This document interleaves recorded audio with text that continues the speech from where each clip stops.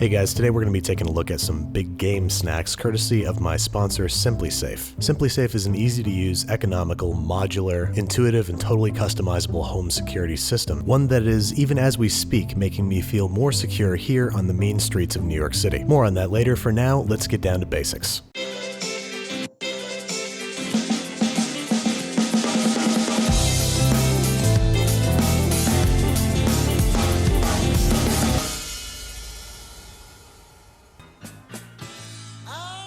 Alright folks, first let's address chicken wings. So delicious, but so messy. That's why we're going to try our hand at making chicken wing lollipops, which is a simple enough process. Let's start with the drumette. We're going to cut off the bottom of the drumette, and then using a small knife like a paring knife, we're going to scrape the meat and skin down to the other end of the drumette. Trim off any excess skin or sinew and push the meat down with your hands. All delicious imagery, I know. And there you have it, with just a few seconds of extra effort, a much easier to eat chicken wing. Next up we have the wingettes, which are just a little bit more challenging because we have to remove one of the bones altogether. We're going to start by cutting off the joint where the bones meet and then sliding the meat down both of the bones, trying to isolate and separate the smaller bone, pulling it away from the rest of the wingette once you're able, and snipping between the two bones to remove it entirely. Then we've just got to push the meat down the larger bone and rinse and repeat with the rest of our wings. Just remember that your fellow sports fans will thank you for your consideration. Then making buffalo sauce is easy. 2 parts Frank's Red Hot to 1 part melted unsalted butter. Whisk together, taste for tastiness, and there you go. Next up, in a large pot over medium-high heat, we are bringing 1 quart of vegetable or peanut oil to 375 degrees Fahrenheit and dropping our wings inside. Once everybody's in the hot tub and the bubbles are turned on high, we're going to agitate every few minutes or so for 10 minutes until the wings are cooked through and the skin is browned and crisp. We are then draining those on a wire rack for about 5 minutes just to get all the excess oil off before we toss with our sauce. Into as large as possible a bowl they go, along with a healthy glug of our buffalo sauce. Toss to combine. This is one of the essential parts of wing making. Make sure you've used enough sauce. There is no such thing as too much sauce. Toss again and plate up. And there you have it, buffalo wings purpose-built for the big game. They can be eaten with one hand so you can keep your other hand free for cheering or jeering or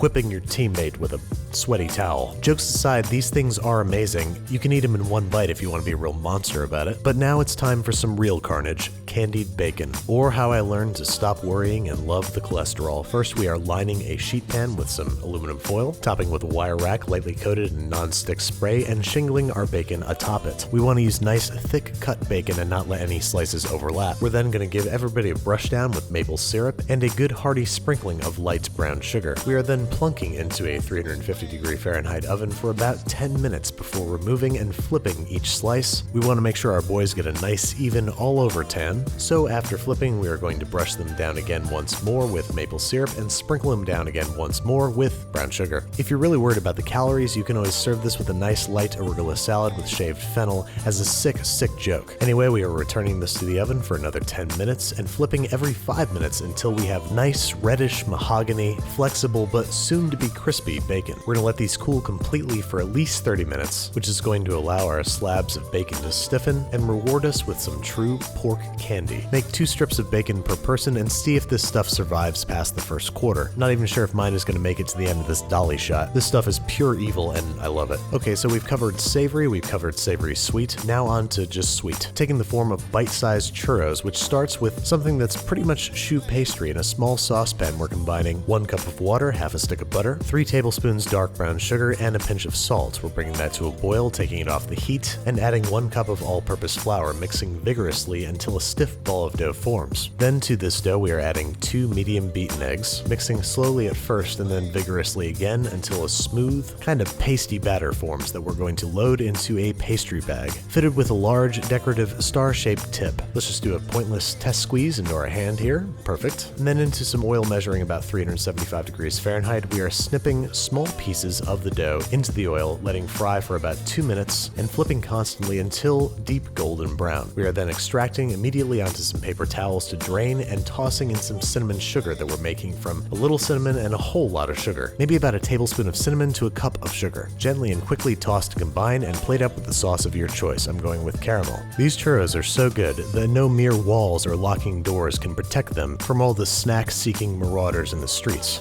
And speaking of seamless segues into product sponsorships, SimpliSafe can keep you, your family, and your snacks safe. It's super easy to set up. I set mine up in like 15 minutes. It's totally customizable. You can add as many motion sensors, fire detectors, and entryway sensors as you like, along with other accessories like panic buttons, key fobs, glass break detectors, freeze detectors, water detectors, and a whole bunch of other stuff. It's all monitored by professionals 24/7 who will call you or call the police if necessary. It will still work if you lose power, Wi-Fi, or if the system is attacked. So if you're like me and you're tired of protecting your home with nothing more than cast iron pans, microplanes, and creme brulee torches, you might want to think about protecting your home with SimpliSafe. I know that I will be proudly displaying this yard sign in my imaginary yard.